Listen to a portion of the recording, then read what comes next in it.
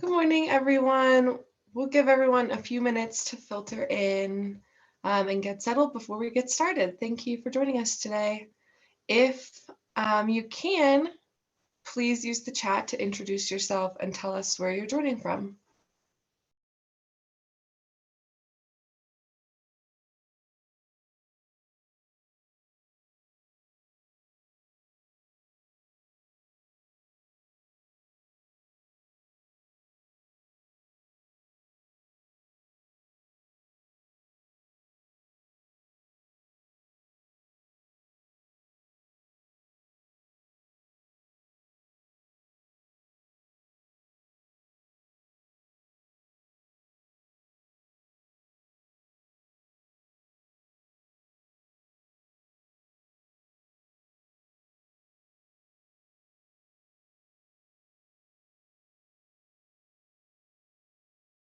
Great. Let's go ahead and get started and people can continue to filter in. Thank you so much for joining us today for our first webinar in the Power Sector Decarbonization Action Plan series by the Clean Energy Solutions Center and the 21st Century Power Partnership. Both of them are initiatives of the Clean Energy Ministerial. Today's webinar is an introduction to the action plans. We can go to the next slide.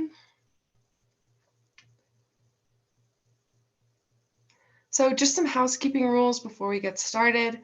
This webinar is being recorded and will be shared with you after the session's over.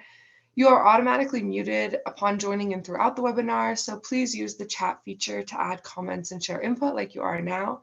If you have any questions for our speakers, please use the Q&A function to ask questions and we can address them at the end of the session. If you have any technical issues, please use the chat feature to message me, Holly Darrow. If you have any audio issues, you can adjust your audio through the audio settings, or you can also dial in and listen by phone, and this information can be found on your registration email. At the end of the session, we'll be launching a survey, and we appreciate your feedback by answering that survey so that we can use it to improve our future webinars. So with that, I'll hand it off to our speakers and our moderator to get started. Thank you.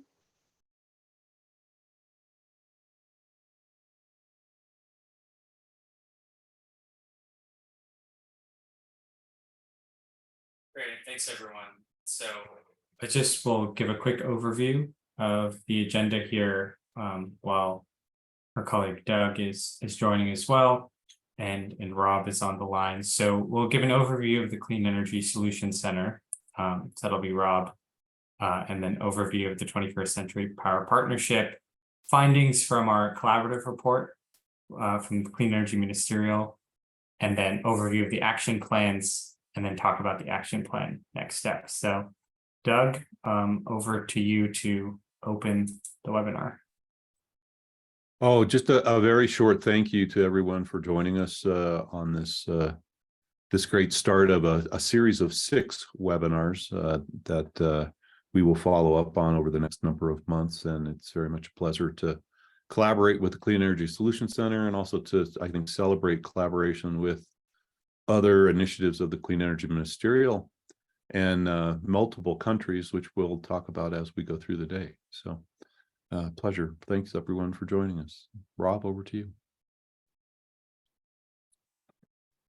Good morning, good afternoon, good evening to everyone. I'm Rob Horner with the U.S. Department of Energy. I'm just here briefly to introduce the Clean Energy Solutions Center, which is one of the partners bringing you this webinar today. Next slide, Joe. So the Clean Energy Solutions Center is one initiative of the Clean Energy Ministerial. Its objective is to help governments, particularly governments in the developing world, accelerate the transition of clean energy technologies and markets.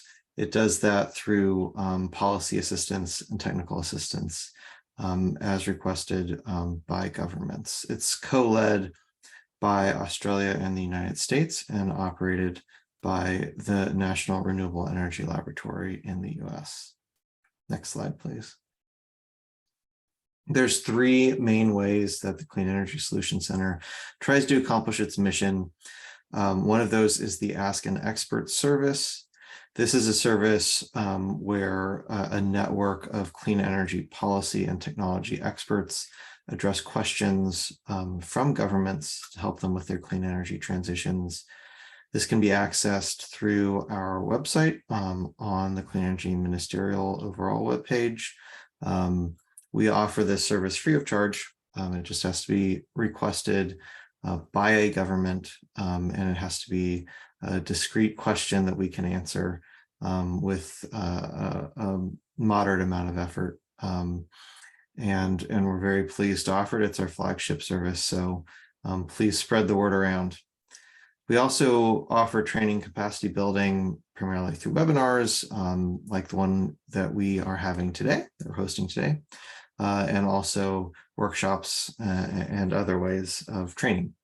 And lastly, we've got the resource library online, which we are continually updating, also on our website, a bunch of resources all in one place to help you with your clean energy transitions. That's it for the Clean Energy Solution Center. I'll hand it back over to Doug, I believe, to introduce the 21st Century Power Partnership.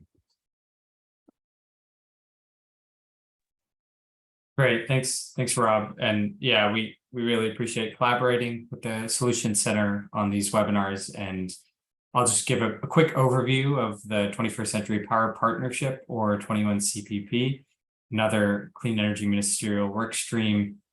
Some of you may already be familiar with us, but for those who aren't, our primary objective, our mission is to help accelerate the transition to clean, efficient, reliable, and cost-effective power systems. So really for the past decade, when Doug started this, we've really been focused on power system transformation. So that involves the evolving generation portfolios. As we know, many power systems are shifting from ones that relied on large centralized thermal generators to increasing amounts of distributed, smaller scale generation, variable generation, renewables. And so those are all the changes happening on the supply side.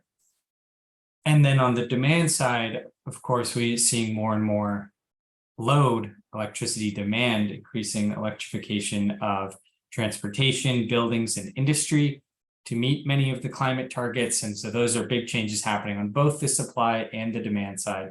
And that's not even when you factor in energy efficiency, demand response. So lots of changes happening in the power system, lots of cross-cutting issues related to how to operate that system, how to build and operate transmission, how to take into account distributed generation like rooftop solar, and how to adapt markets for that. And so at 21CPP, we've been focused on helping to develop and disseminate best practices for planning, building, and operating these systems. So we do that through peer learning, collaboration with other work streams like the Solution Center and other power sector focused organizations, and then knowledge sharing, technical assistance. So typically throughout the history of 21CPP, we've done many thought leadership reports that you can find on the webpage that Holly shared in the chat. We also do bilateral work with countries, so one-on-one basis in-country technical assistance focused on these best practices. In the past, we've done some grid integration studies as well. And then finally, just other components of our work, information exchange, capacity building, fellowship programs that we've hosted researchers at the national lab as well. I want to just quickly shift gears to now what we've been doing recently in the past couple of years, and a lot of this is going to be the focus of today's webinar, so I'm going to talk a bit more about it pretty soon. But leading up to SEM 13, this was in 2022, we worked with a variety of other work streams to develop this collaborative report on lessons learned for rapid decarbonization of power sectors. And the findings from that report and the actions led to some of our work over the past year that Doug is later going to elaborate on. And that was working with an initial cohort of countries that's shown here: the European Union, India, Chile, Australia, and the United Kingdom. And we worked with them to develop country-led action plans for power sector decarbonization. Those were released just this past summer, and along the way, we held some technical workshops that also I have some more to talk about those later on. So that's where we've been, and now where we're going just in the next year or so is, well, one, it's this webinar series. So thank you all for being here. This is the introduction to these action plans. And because we found that there were these great, really detailed documents that were released by this first set of countries, lots of lessons learned for other countries or governments or policymakers, but at the side events for the Clean Energy Ministerial, there was not enough time in those events with all the different panelists to dive into the details of each of the action plans. So that was the motivation for this webinar series. We will also be working with a second cohort of countries to develop similar action plans. Those will be released next year. We encourage more to join as well, and we're in the process of confirming a few more countries. And then also we're planning to have more workshops or thought leadership reports, things like that over the next year. So stay tuned for some exciting developments.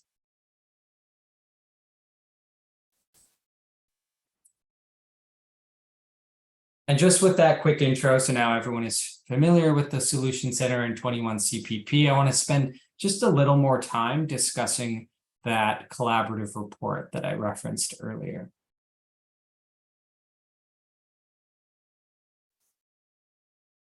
So I keep mentioning this word collaborative. I've said it many times now, and that's really because we want to emphasize that this effort, although it was led and coordinated by 21 CPP, we got inputs from a variety of different work streams, from CCUS, carbon capture, to the Global Power System Transformation Consortium, Industrial Deep Decarbonization, ISGAN, which is focused on smart grid technology, long-term scenarios, Nice Future, which is focused on nuclear energy, and then SEED, which is focused on efficient equipment and appliances. So we worked with all these different organizations, and the knowledge and the lessons learned that they had gained over the past decade plus working on power systems.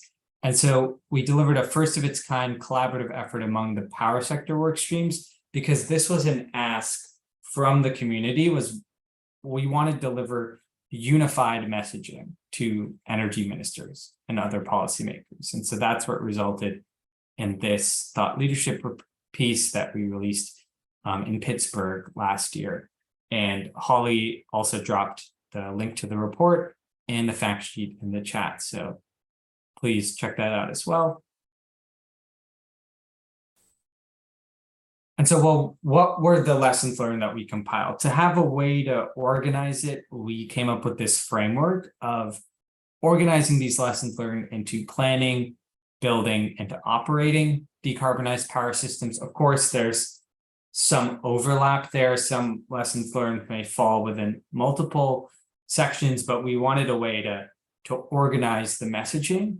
And then pulling from all these different work streams, we listed 10 lessons learned, some lessons for minister action with much more details in each page of that report. So I put it all here. I know it's small font. It's not really intended for you all to read it right now, but I just wanted to show you the breadth of what we captured in that report.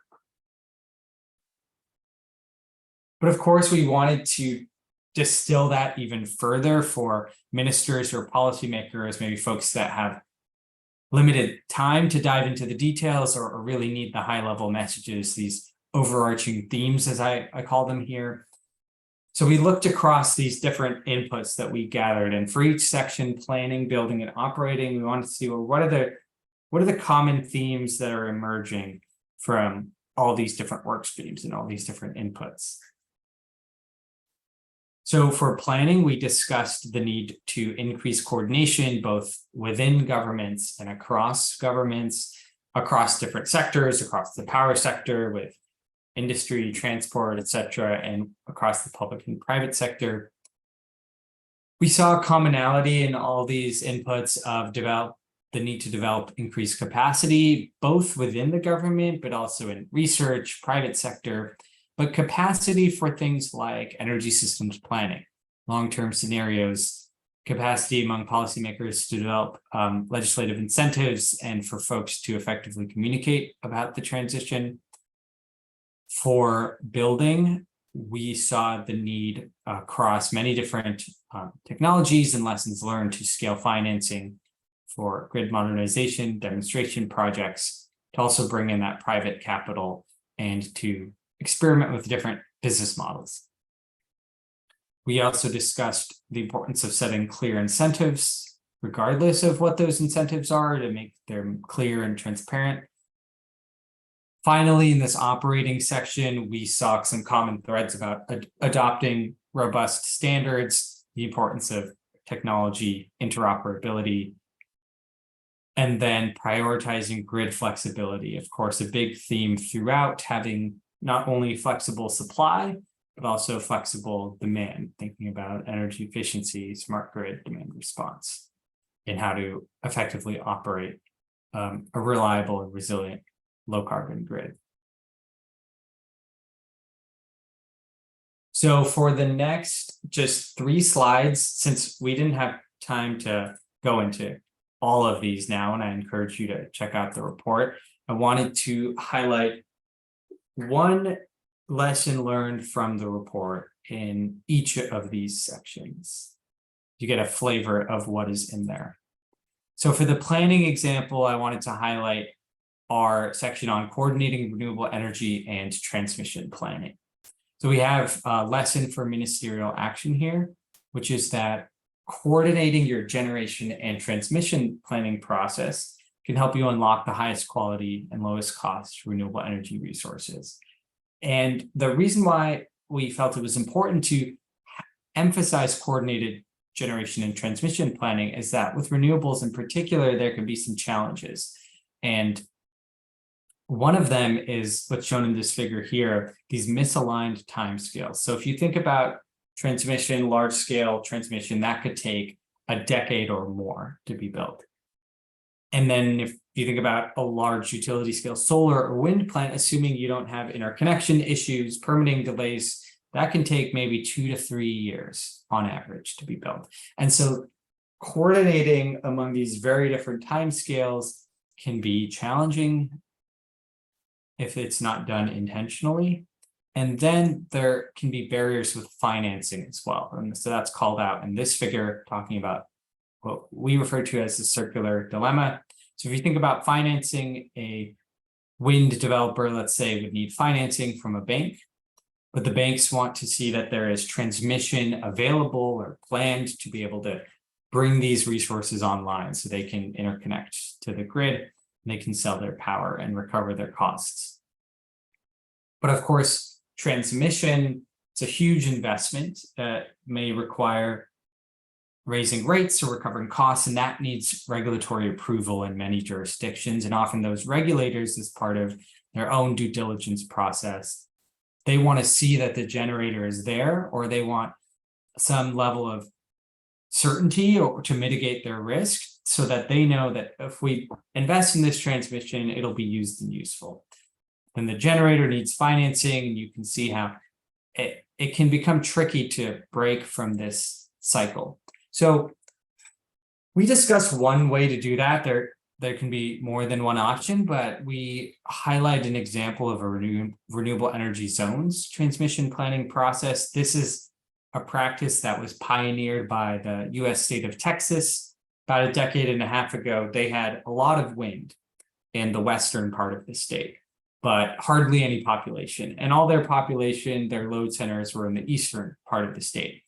And so they embarked on this RES process, really pioneered the development of it to bring that wind from the western part of the state to the population centers in the east. And so we embarked a couple of years ago on a similar process in the Philippines, helping them identify renewable energy zones. This has been done throughout the world.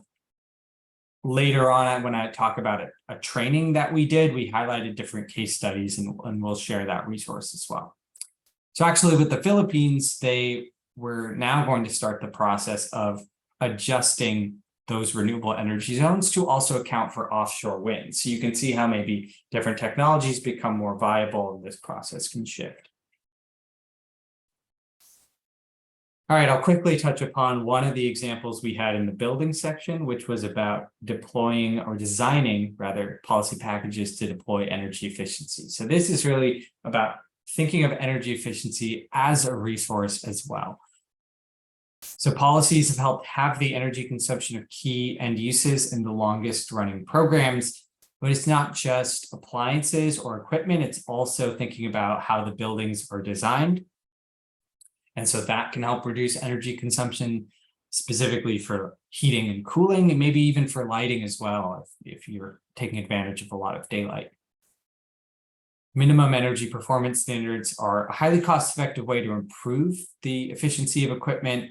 And then we note standards should be accompanied by labeling and incentives. So a lot of this content was from an IEA report on efficiency, and they talked about three main components of a policy package. So regulations, of course, maybe mandating certain efficiency standards, but also providing information, labeling, transparent, consistent labeling to help consumers make a decision about what appliance might save them the most money in the long run because it's the most efficient.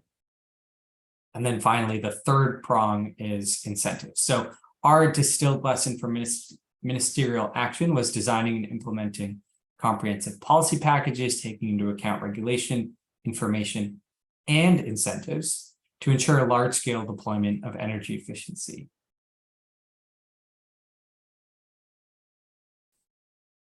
And then finally, moving on to the highlighting one example in the operating section was enabling the various grid services of energy storage.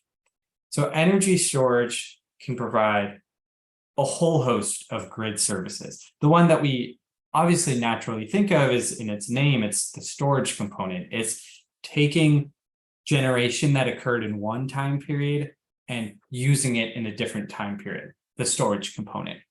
But we are encouraging folks to think beyond just that grid service and to think about the other grid services that energy storage can provide, both in terms of generation, transmission, and distribution. So different forms of energy storage could provide grid services on different timescales, like frequency regulation, voltage regulation, to help with the system stability on the timescale of seconds to minutes. It can provide daily operating reserves. Depending on where storage is located, it can help with transmission congestion issues. It could also help with deferral of investments in transmission or distribution, which can also be a benefit. So this figure is something that our colleagues at NREL put together, showing you all the different types of energy storage. So beyond just batteries or pump storage hydro, and the duration of storage that they can provide, all the way from just seconds to minutes, which can be still quite useful in a highly decarbonized power system, to seasons, which of course is also highly needed. And then whether they might be more suitable for distributed services or bulk power services. So just huge diversity in the energy storage space. And our main lesson was that, well, these different types of energy storage can provide different grid services for different durations that can be beneficial. To just encourage folks to think beyond, batteries for 4-hour storage, for instance. And yeah, so that is the lesson that we wanted to emphasize here. And also it's important to then try to compensate some of those grid services in other ways, either through market design, things like that. So then we took this report and these lessons learned to the Global Clean Energy Action Forum, hosted in the US last year. That was the 713 gathering as well. And then we had organized a minister and CEO roundtable on power sector decarbonization that was closed door, and there was a lot of great discussion on reflecting on those lessons learned, discussing the needed actions. I believe Doug will expand upon that a bit to tie that link to the action plans that come next. And then we also had a side event there focused on the findings of this report and had a great panel discussion. And the lessons of this report, that was also a theme of a side event that Doug is moderating here last year, or earlier this year, rather, at the Spanish International Renewable Energy Conference in February. And so with that, I will pass it over to Doug to just, provide that extra context, shed some light on the link between the collaborative report and the action plans, and to give us some insight into the development of those action plans. So over to you, Doug. Thanks, Pratik, very much. And it's nice to see an overview of the package of lessons learned from the various initiatives of the SEM, which actually have a very deep network of expertise from around the world contributing to them. And so hopefully these are of value to all of the participants who are on the webinar right now. Reflecting on translating those insights and lessons learned into tangible activities.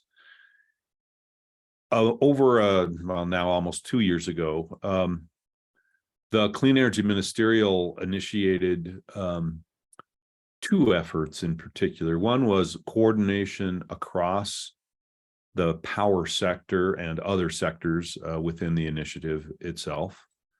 And then secondly, was initiated a theme around the decade of deployment. And I think this is very important to reflect on the history of the Clean Energy Ministerial as gathering for sharing international experiences and best practices to implement clean energy agendas in the individual countries and share approaches and opportunities for accelerating or adopting different ways of thinking and different approaches to doing that implementation. Within that context of this decade of deployment, the ministerial and the leaders, the Secretary of Energy of the United States and many other leaders at the political level were calling for tangible actions that could be held up as real flagship opportunities or flagship efforts to show that the international collaboration was in fact adding significant value to their individual efforts. And they recognize this because, or within the context of the ambitions that have been negotiated, discussed, and offered and developed in the individual countries, and then discussed at the Conference of Parties, the COP, as well as through the discussions of the Breakthrough Agenda, which was COP26, et cetera. So there was ample discussion over ambitions and net zero target setting, power sector decarbonization setting, et cetera, but there was not a international collaboration discussion of translating those ambitions into implementation plans and the actual strategies and tactics of actually achieving that. And so the development of action plans was put together to fill that gap. And it really was oriented around translating ambitions into real actions which are on the ground, organized as Pratik has outlined in planning, building, and operating.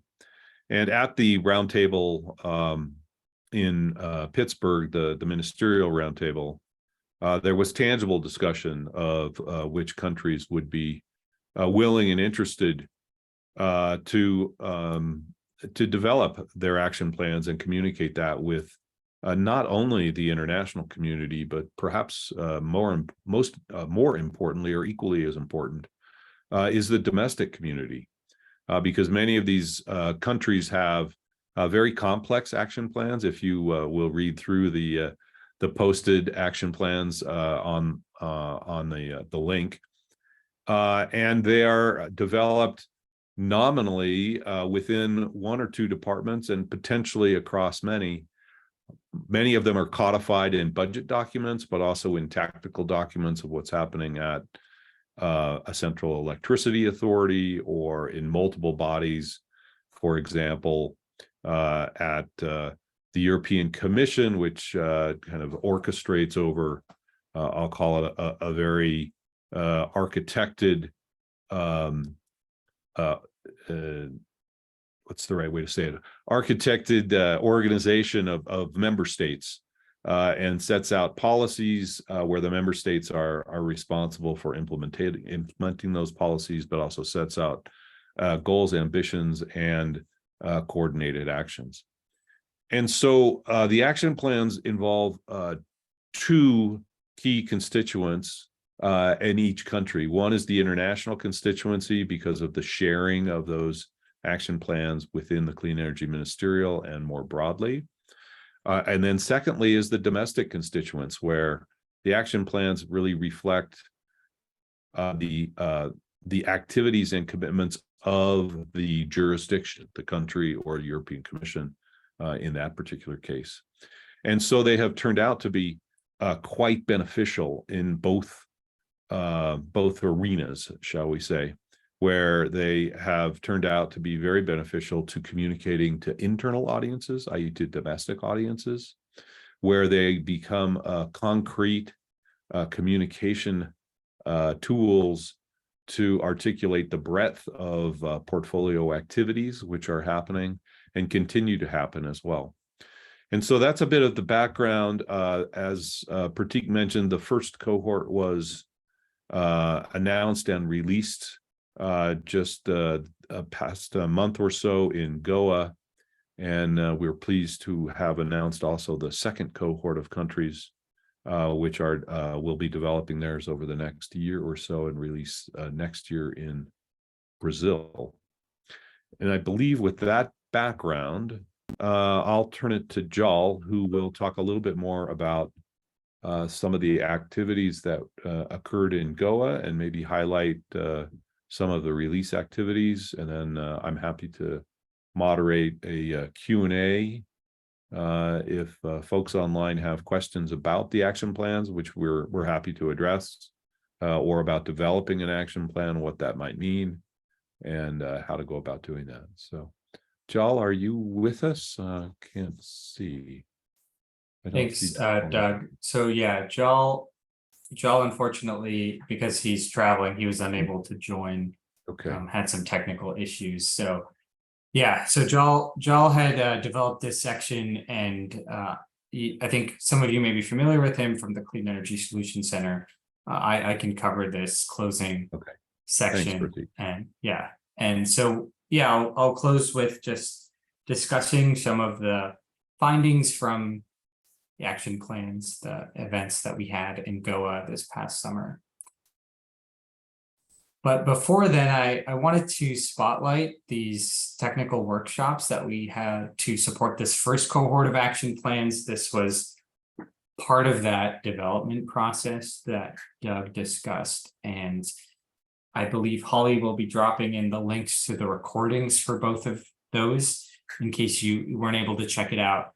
They're all on the Solution Center YouTube channel. This first one was on transmission planning and operations. And so some colleagues at NREL, myself included, and Jal, we gave a presentation on transmission planning, coordinated generation and transmission planning. And we highlighted a lot of renewable energy zones case studies throughout the world, including the United States, New Zealand, Australia, India, and there's several more there. So if you're interested, please check that out.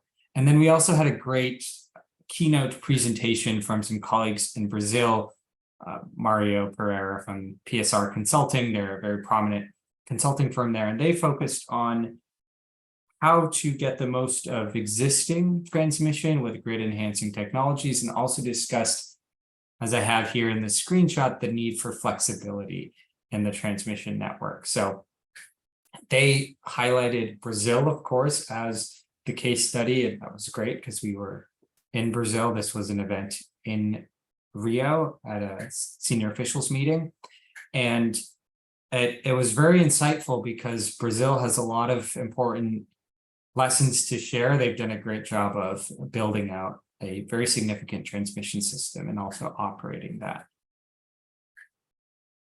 Then next in May, we had a virtual workshop, so a webinar with the Solution Center on Resource Adequacy and Flexibility.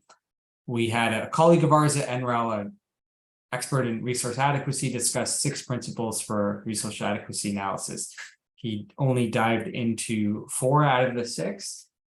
But it was based off some policy reports. So he talked about the first principle of resource adequacy, which is quantifying the size, the frequency, the duration, and the timing of a capacity shortfall is important. And a capacity shortfall just means when you have less capacity, less megawatts than you expected.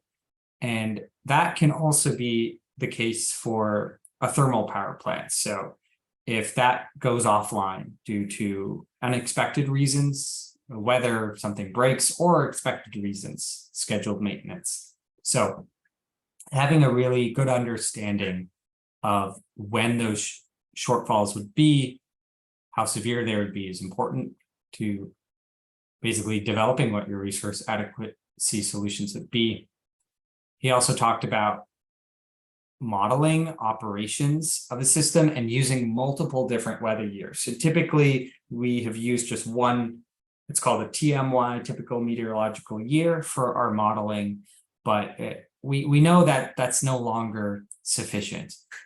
There are extremes in weather, we're going to see more extremes in weather, and we may need to use multiple years and also some weather conditions beyond what we've seen in the past to model our future system.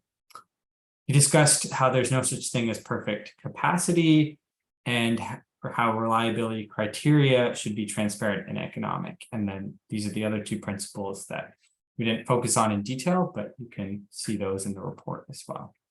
And then we had a keynote presentation from a colleague in India, from Grid India, the grid operator there, talk about how they've taken many different measures to increase the flexibility of their coal power fleet. And that has enabled them to bring on more wind and solar resources. And so these topics that we came up with, transmission planning, resource adequacy, flexibility, we didn't just come out with them out of nowhere. We wanted to, at the suggestion of our colleagues, survey the country. So we surveyed countries that were developing that initial set of action plans, as well as other countries in our 21 CPP community, and said, what are your needs? What topics are you most interested in? What topics are the biggest challenges for you? And that can differ depending on the country, of course. And these topics rose to the top, so we focused on them last year and are hoping to focus on additional topics in the next year in advance of this new set of action plans. So then at the SEM 14 a couple months ago in India, we had a side event that provided an overview of this first set of action plans. So we have a nice photo here of the SEM Secretariat head alongside ministers from the European Commission, Australia, the United States, and India to provide some nice framing opening remarks. And we also had a set of very exciting announcements from Brazil, Canada, and the United States to join that second cohort to develop action plans that will be released next year.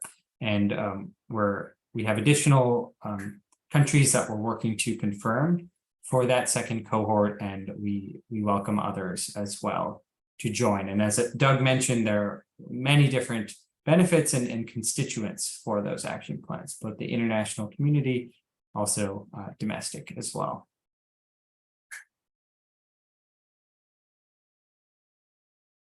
So yeah, thanks Holly for dropping a link to the webpage with the action plans. So there you can see the links to each of the 5 action plans. And then in addition to those, we also developed a synthesis report and fact sheet that Holly can share the links to as well.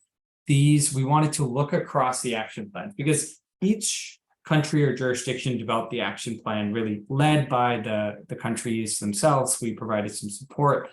And then we wanted to look across them and say, well, what are some of the common themes we're seeing across these action plans that we can help communicate even more effectively to the general public and other policymakers.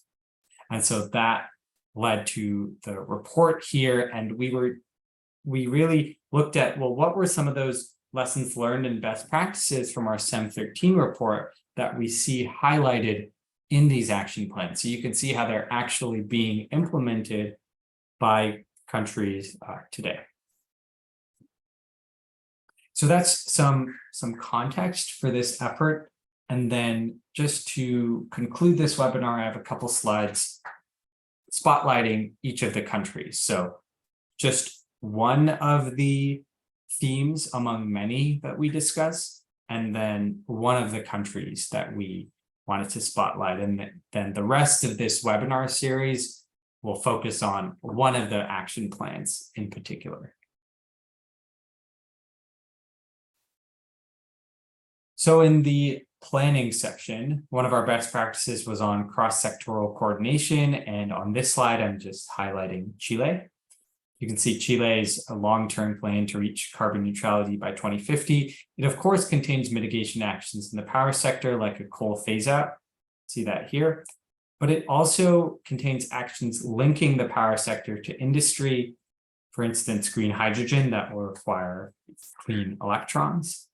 And then sustainable industry, some of that will also come from electrification and clean electrons, as well as transportation. So they're looking at electromobility via fuel cells and batteries. That's the electromobility component. So that they're really accounting for the fact that the power sector needs to coordinate with transport industry. And then they have, other even non-energy sectors like maintaining the forest sink as part of their overall economy-wide carbon neutrality pathway. For a long-term scenario development, so this was another best practice in planning.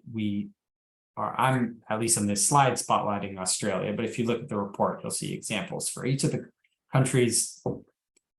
So Australia, the energy market operator, has an integrated system plan that is updated, refreshed every couple of years. And so that includes envisions a significant build out of utility scale wind and solar. You can see that here in this plot, as well as distributed PV as well. Storage, they include batteries in addition to virtual power plants and pumped hydropower. And then the long-term plan, you can see there's a phase out of coal capacity. So in the mid 2040s, it's not there. And I like how there's the distinction between dispatchable capacity as well and non-dispatchable capacity that can be helpful for resource adequacy planning as well. So then moving on to one of the lessons learned in the building section about grid modernization actions, I want to spotlight India. And of course, India needs to, has plans to interconnect 500 gigawatts of renewable and non-fossil capacity by 2030. A very ambitious goal and supported by the development of lots of transmission as well. And that transmission and renewable build-out includes an emphasis on renewable energy zones. So this is an excerpt from their action plan showing you some of the renewable energy zones identified in the country. And they're also developing guidelines to ensure resource adequacy, guidelines for the different states to ensure that they have resource adequate systems, even with lots of renewables. Also in building, we discuss the need for clear procurement approaches and give examples from each of the action plans. So shown here for the EU and European Commission, they have a renewable energy directive that's been revised several times, providing a strong signal for industry growth that's supported by their offshore renewable energy and solar energy strategies. And in their action plan throughout, they also include emphasis on supporting domestic manufacturing for both supply chain and job market purposes. So this figure from their report is showing different areas in the European Union of solar PV production along the supply chain. And then finally, the last example, this is in the operating section, discussing the importance of prioritizing all asset flexibility. We have an example from the UK. And notably, they've significantly phased down the percentage of coal generation in their electricity mix. It was about 40% in the entire year in 2012, down to about 1% now in the early 2020s. And that transition has been enabled by flexibility in demand and generation assets. So this is a snapshot from the generation in May 2022, where there was 0% coal usage, and you can see the reliance on flexible resources like gas, imports, wind, solar, and they also have some nuclear as well as more base load. So that's a nice example of flexibility.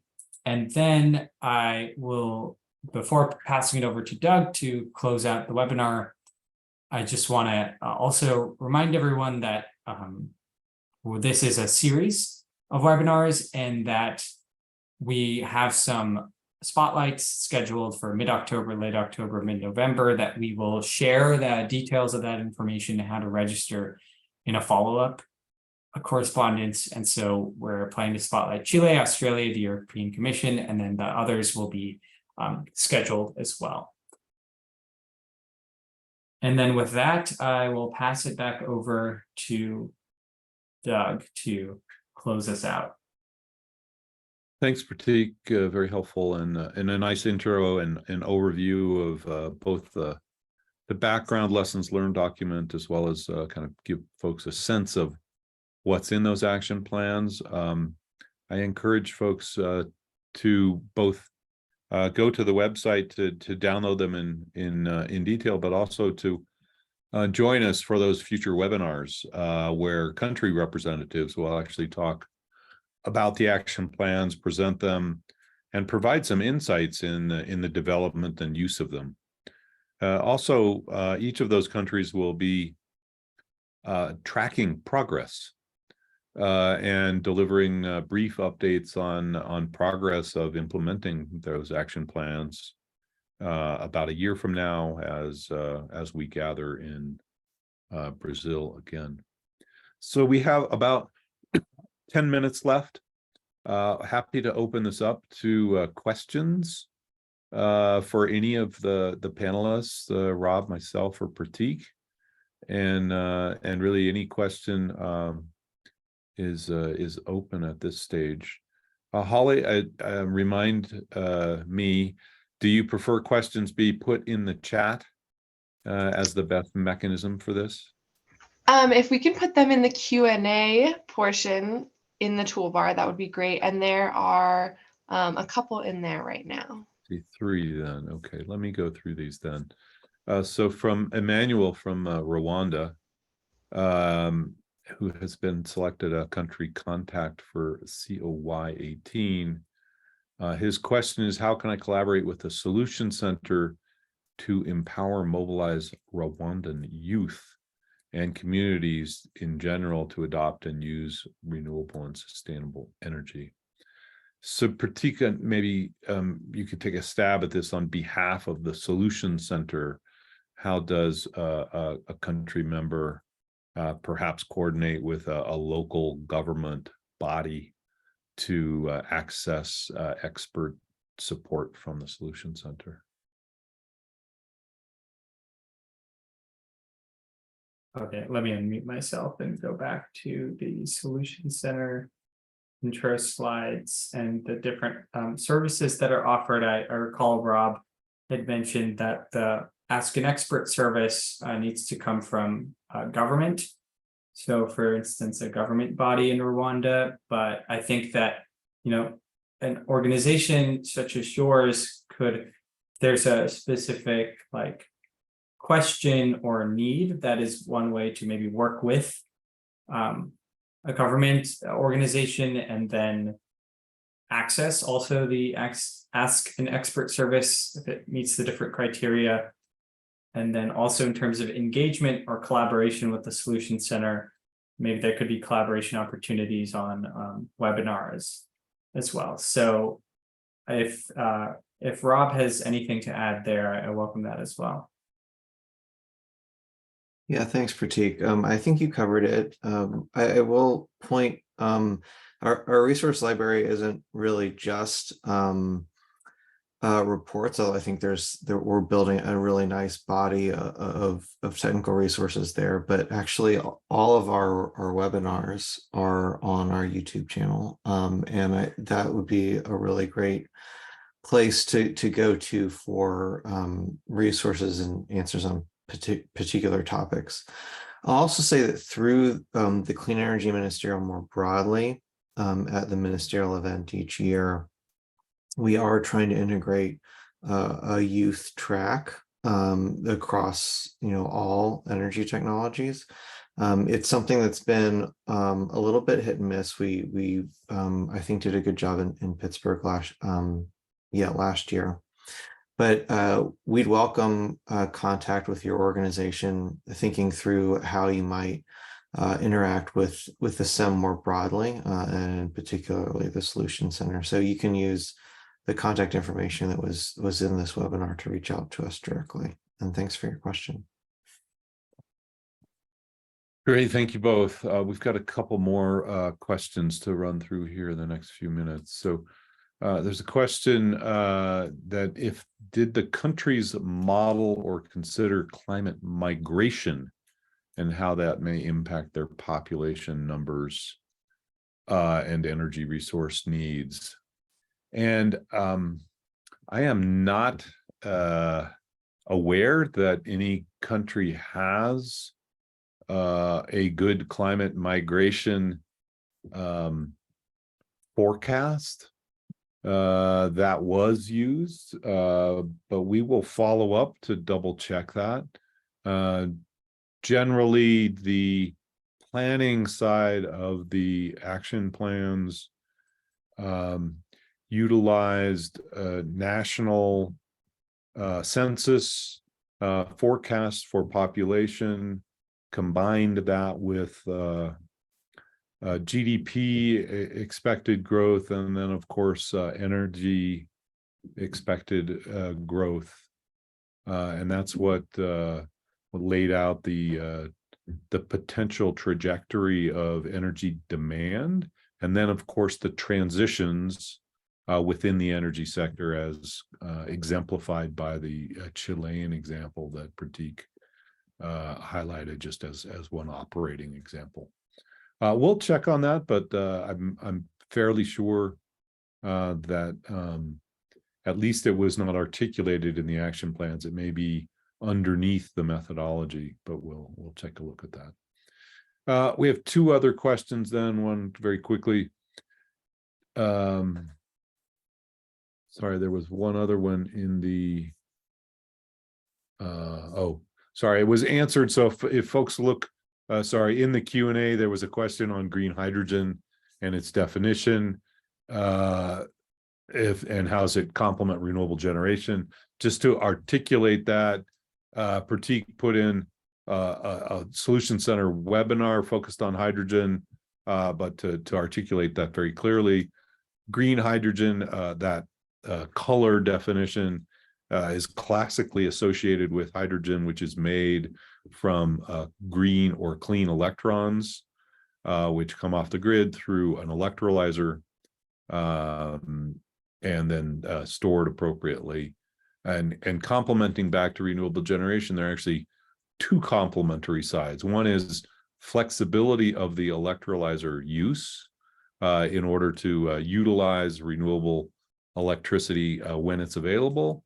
And the second, of course, would be the potential reuse of that hydrogen as a storage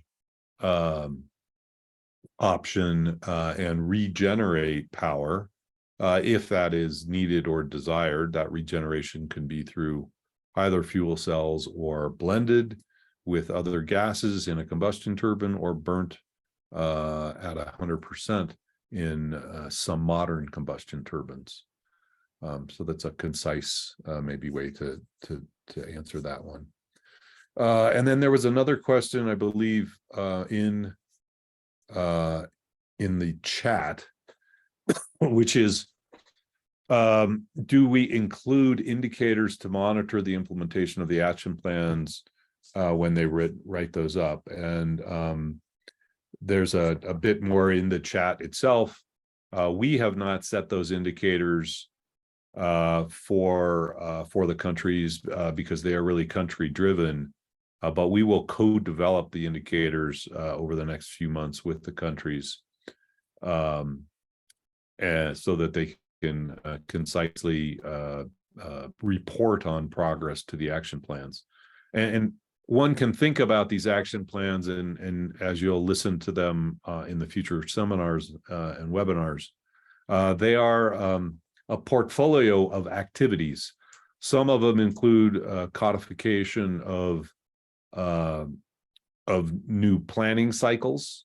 Others include advancing regulatory efforts or updates to, for example, directives, and then implementation of those. And so much of it will likely be toward were updates completed, were new plans developed, were the tactics of designing or implementing new tariff structures or new regulations advanced through the processes.